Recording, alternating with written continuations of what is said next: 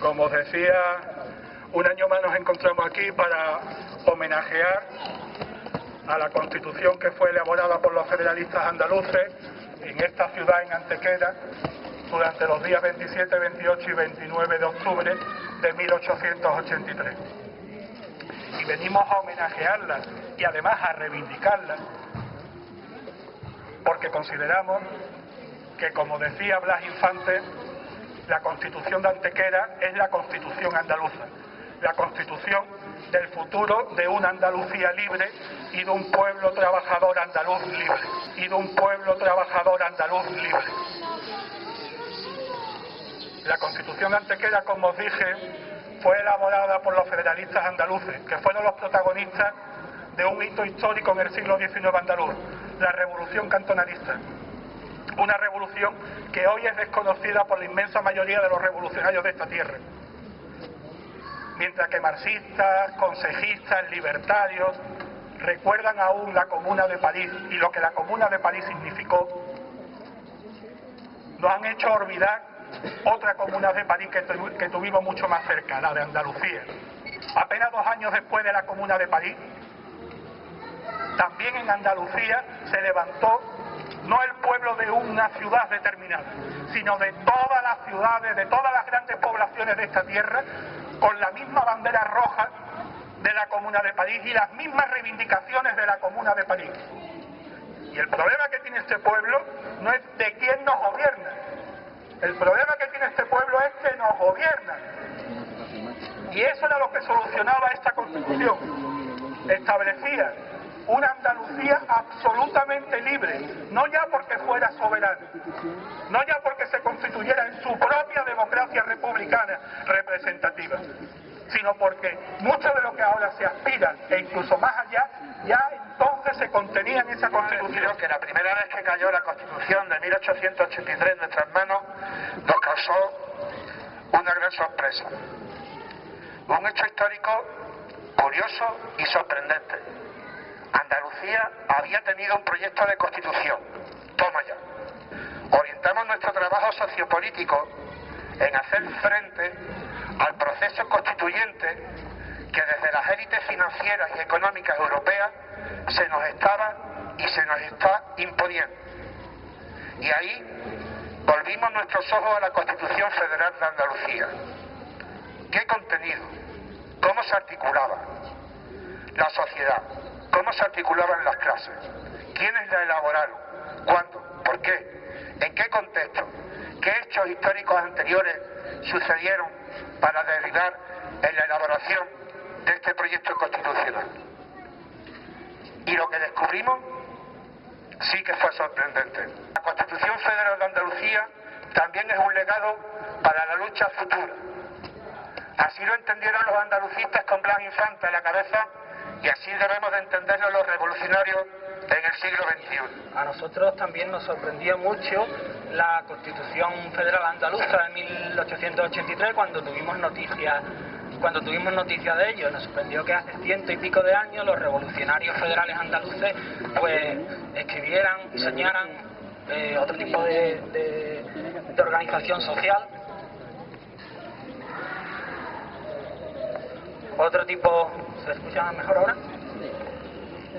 Que concibieran y soñaran otro tipo de organización social y que la escribieran en el proyecto de Constitución, con el cual nos dimos cuenta de que compartíamos un montón de componentes y de ideas y de principios que aparecen en esa Constitución. En esta Constitución se reconocen los derechos sociales por encima de la propiedad privada y por delante del pago de la deuda.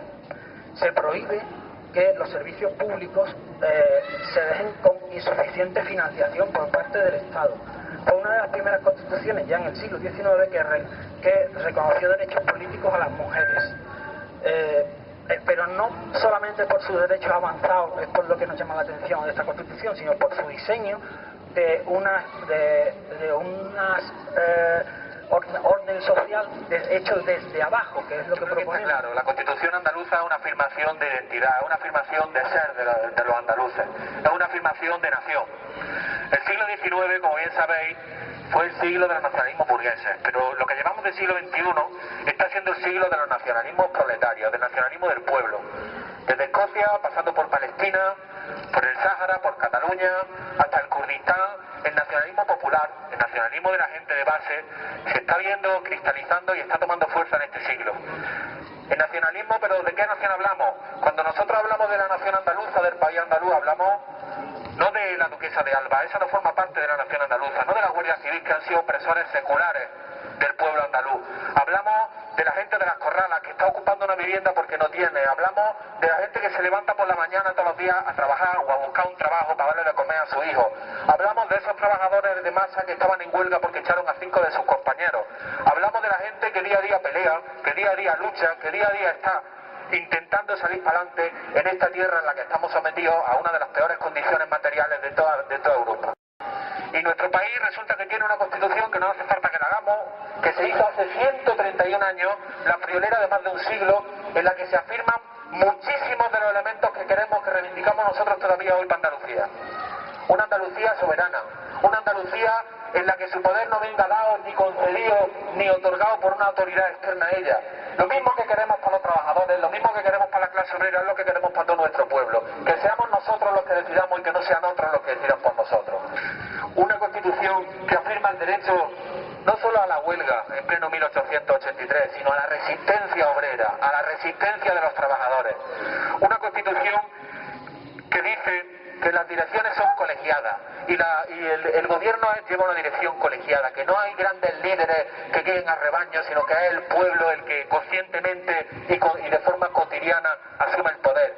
Una constitución que incluso en el ejército, el futuro ejército andaluz, dice que no va a ser un ejército profesional, como lo que tenemos ahora, un montón de carniceros profesionales que dan órdenes a un montón de gente que no tiene donde comer y se ha metido en un ejército a ver si ahí gana algo, gana unos 900 o 1000 euros. Un ejército que va a ser voluntario, que no va a ser un ejército solo por el nombre, pero que por el modo de funcionamiento van a ser unas milicias.